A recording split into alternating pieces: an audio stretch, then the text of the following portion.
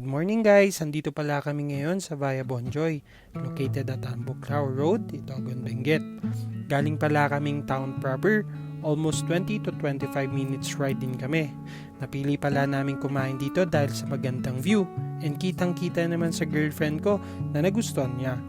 And natanong ko pala yung isa sa mga staff nila if what time yung best time na pumunta dito. And ang sabi niya is hapon daw, yung aabutan mo yung sunset. And tinawag ko na pala yung girlfriend ko para masimulan na namin mag-order.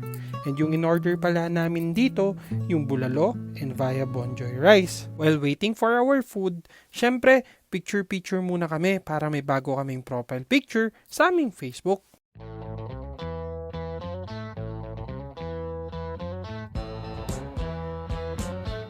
At dumating na pala yung order namin. Yung bulalo, lasang-lasa mo yung beef. Hindi matigas, pwede sa mga nakapustiso. At yung sabaw, saktong-sakto lang, hindi maalat. Yung Via Bonjoy rice ay napakasarap para sa akin. Lalo na yung chicken na kasama dito. Halatang hindi tinipid sa panimpla. At sino ba naman hindi mag-i-enjoy while eating kung iyan yung view nakikita mo? Nag-order din pala kami ng ube cake nila. Lasang-lasa mo yung ube flavor. Yung frosting niya, parang ice cream. Hindi matamis kaya hindi nakakaumay. Nagustuhan niya ng girlfriend ko. Kita nyo, may pa-okay pa. At kung tatanungin nyo naman ako kung ano ibibigay kong rate para sa kanila, well, for me, yung service nila is 9 out of 10. Yung price naman ng food and drinks nila is 9 out of 10. Yung location, medyo may kalayuan kasi. Kaya for me, 8 out of 10.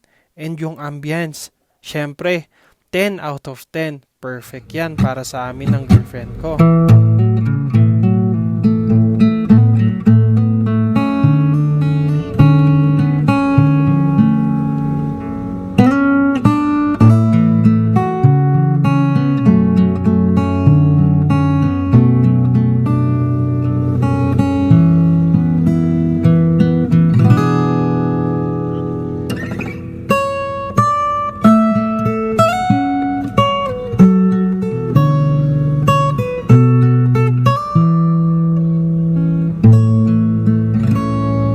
Sa main entrance naman, meron silang binebentang napakasasarap na cake in a tub.